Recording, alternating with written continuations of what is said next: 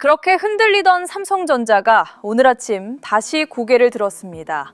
그런데 이 반등의 불씨는 우리 시장이 아니라 바다 건너에서 날아왔습니다. 투자자 여러분 반갑습니다. 2026년 7월 10일 오늘도 주식 공부 시작하겠습니다. 오늘은 반가운 소식으로 이야기를 시작해 보겠습니다. 그동안 마음 졸이며 삼성전자를 지켜보던 분들에게 오늘 아침은 조금 달랐습니다. 정규장이 열리기도 전인 이른 아침부터 삼성전자가 오르기 시작한 것입니다. 개장 전 거래에서 삼성전자는 3% 넘게 상승하며 27만 원대를 회복했습니다. 며칠째 파랗던 화면에 오랜만에 빨간불이 켜진 것입니다. 그런데 이 반등에는 우리가 꼭 알아야 할 배경이 있습니다. 그 배경을 알고 나면 오늘의 상승이 조금 다르게 보일 겁니다. 오늘 아침 삼성전자를 끌어올린 힘은 우리 안에서 나온 게 아니었습니다. 바로 간밤 미국 증시에서 날아온 소식이었습니다. 지난밤 미국에서 반도체주들이 일제히 강세를 보인 것입니다. 그 훈풍이 아침 우리 시장으로 그대로 넘어왔습니다. 반도체는 이제 하나의 글로벌 사슬로 묶여있기 때문입니다. 미국 반도체가 웃으면 우리 반도체도 함께 웃는 구조입니다. 그렇다면 대체 미국에서 무슨 일이 있었던 걸까요? 이번 상승의 중심에는 미국의 마이크론이라는 기업이 있었습니다. 마이크론은 미국을 대표하는 메모리 반도체 기업입니다. 삼성전자와 같은 메모리 시장에서 경쟁하는 세계적인 회사입니다. 그 마이크론이 간밤에 4% 넘게 급등한 것입니다. 그런데 마이크론이 오른 이유가 삼성전자 투자자에게도 아주 중요합니다. 단순히 남의 회사가 올랐다는 이야기가 아니기 때문입니다. 마이크론이 급등한 이유는 어마어마한 투자 계획을 발표했기 때문입니다. 마이크론은 2035년까지 미국 내 공장 등에 2,500억 달러 이상을 투자하겠다고 밝혔습니다. 우리 돈으로 환산하면 수백조 원에 이르는 천문학적인 규모입니다. 왜 이렇게 큰 돈을 쏟아붓겠다고 했을까요? 바로 인공지능 수요 증가에 대응하기 위해서입니다. 즉 앞으로 메모리 반도체가 엄청나게 필요해질 것이라고 시장이 판단한 것입니다. 여기서 중요한 질문이 나옵니다. 경쟁사인 마이크론이 투자를 늘린다는데 왜 이게 삼성전자의 좋은 소식일까요? 얼핏 생각하면 경쟁자가 강해지는 것이니 나쁜 소식처럼 보일 수도 있습니다. 하지만 조금 더 깊이 들여다보면 이야기가 달라집니다. 마이크론이 수백조 원을 투자한다는 것은 그만큼 메모리 시장의 미래를 밝게 본다는 뜻입니다. 업계 전체가 앞으로 크게 성장할 것이라는 강력한 신호인 셈입니다. 이런 말이 있습니다. 밀물이 들어오면 항구에 있는 모든 배가 함께 떠오른다는 말입니다. 메모리 시장이라는 바다에 밀물이 들어오고 있습니다. 그 밀물은 인공지능이라는 거대한 흐름입니다. 마이크론의 대규모 투자는 그 밀물이 진짜라는 것을 증명한 셈입니다.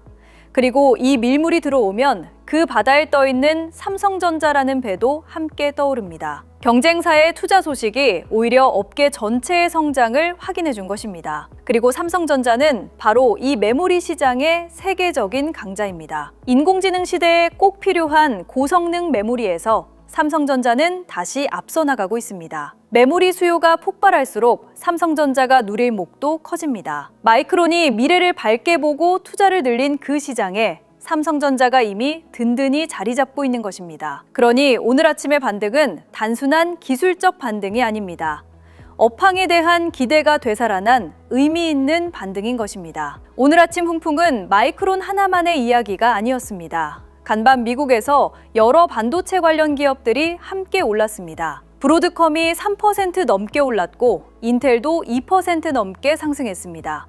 샌디스크는 7% 넘게 급등했습니다. 반도체 업종 전반에 다시 온기가 돌기 시작한 것입니다. 이렇게 업종 전체가 함께 오를 때 그 흐름은 더 힘을 받습니다. 여기서 균형을 위해 한 가지는 짚고 넘어가겠습니다.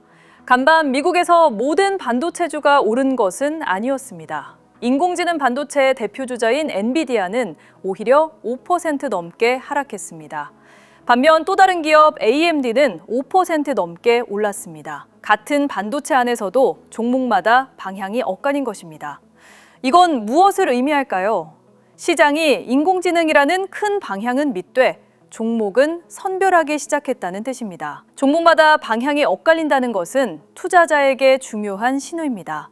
이제는 반도체라고 해서 다 같이 오르내리는 시대가 아닐 수 있다는 것입니다. 어떤 기업이 진짜 실력을 갖췄는지, 옥석을 가리는 눈이 필요해진 것입니다. 그리고 그 눈으로 봤을 때 삼성전자는 어떤 위치에 있을까요? 역대급 실적을 냈고 세계적인 고객사에 부품을 공급하며 메모리 시장을 이끄는 강자입니다. 선별의 시대일수록 오히려 삼성전자 같은 진짜 강자가 돋보이는 법입니다. 오늘 아침의 반등을 제대로 이해하려면 지난 며칠을 돌아봐야 합니다. 사실 삼성전자는 이달 들어 꽤 큰 폭으로 조정을 받았습니다. 역대급 실적을 발표했는데도 주가는 오히려 빠졌습니다. 미국 반도체주의 하락과 중동 불안 같은 외부 악재가 겹쳤기 때문입니다. 많은 투자자들이 이 하락에 마음을 졸였습니다. 그런데 오늘 바로 그 외부 요인이 반대로 작동한 것입니다. 여기서 중요한 깨달음이 하나 있습니다. 지난 며칠 삼성전자를 끌어내린 것도 외부 요인이었고 오늘 끌어올린 것도 외부 요인이었습니다. 미국 반도체주가 빠질 때는 함께 빠졌고 오를 때는 함께 올랐습니다. 이 말은 곧 그동안의 하락이 삼성전자 자체의 문제가 아니었다는 뜻입니다. 외부 바람에 잠시 흔들렸을 뿐 삼성전자라는 나무의 뿌리는 그대로였던 것입니다. 바람이 방향을 바꾸자 나무는 다시 곧게 선 것입니다. 그렇다면 이런 상황에서 투자자는 어떻게 바라봐야 할까요? 가장 먼저 기억할 것은 하루의 등락에 일희일비하지 않는 것입니다. 어제의 하락도 오늘의 반등도 모두 외부 바람에 따른 것이었습니다. 그 바람은 언제든 또 방향을 바꿀 수 있습니다. 그러니 오늘 올랐다고 무작정 흥분할 것도 내일 빠진다고 겁먹을 것도 아닙니다. 중요한 것은 바람이 아니라 나무의 뿌리가 튼튼한 겁니다. 그렇다면 삼성전자라는 나무의 뿌리는 어떨까요? 이번에 역대급 실적으로 그 뿌리가 튼튼함을 이미 증명했습니다. 인공지능 시대의 핵심인 메모리 시장에서 확실한 강자로 자리 잡고 있습니다. 경쟁사조차 수백조 원을 투자할 만큼 이 시장의 미래는 밝습니다. 이런 뿌리를 확인했다면 하루의 바람에 크게 흔들릴 이유가 없습니다. 투자자가 봐야 할 것은 흔들리는 잎사귀가 아니라 깊은 뿌리입니다. 물론 오늘 하루 올랐다고 해서 모든 게 끝난 것은 아닙니다. 반등이 하루로 그칠지 추세로 이어질지는 아직 알 수 없습니다. 간밤 미국에서는 금리를 둘러싼 신중한 목소리도 나왔습니다. 인공지능 수요가 물가를 자극할 수 있다는 우려도 있었습니다. 그래서 오늘의 반등을 곧바로 안심으로 받아들이기는 이릅니다. 하지만 적어도 업황에 대한 기대가 살아있다는 것은 분명히 확인됐습니다. 한 가지 짚고 싶은 것이 있습니다. 사실 이런 반등장에서 오히려 더 조심해야 할 것이 있습니다. 바로 조급함입니다. 어제까지 하락에 겁먹던 사람이 오늘 반등을 보면 마음이 급해집니다. 지금이라도 올라타야 하는 것 아닌가 하는 조급함입니다. 그 조급함에 무리하게 뛰어들었다가 다시 바람이 바뀌면 크게 흔들릴 수 있습니다. 반등장일수록 오히려 차분함이 필요한 이유입니다. 이번 주에는 또 하나 눈여겨볼 소식이 있었습니다. 미국 상무장관이 삼성전자와 같은 기업들의 미국 내 생산 확대를 촉구한 것입니다. 이건 양날의 검처럼 보일 수 있습니다. 미국에 공장을 더 지으라는 압박으로 읽힐 수도 있기 때문입니다. 하지만 뒤집어 보면 그만큼 삼성전자의 기술과 생산 능력이 세계적으로 중요하다는 뜻이기도 합니다. 미국조차 삼성전자를 자국에 붙잡아두고 싶어 한다는 방증인 셈입니다. 지금까지의 이야기를 하나로 꿰어보겠습니다. 마이크론의 대규모 투자, 미국 반도체주의 강세, 삼성전자의 반등, 이 모든 것의 중심에는 인공지능이 있습니다. 인공지능이 커질수록 메모리가 필요하고 그 메모리의 강자가 삼성전자입니다. 지난 며칠의 하락도 오늘의 반등도 이 큰 그림 안에서 벌어진 출렁임이었습니다. 큰 그림이 그대로라면 하루의 등락은 그 안에 작은 물결일 뿐입니다. 그렇다면 이런 상황에서 투자자는 구체적으로 무엇을 하면 될까요? 첫째, 하루의 등락에 즉각 반응하지 않는 것입니다.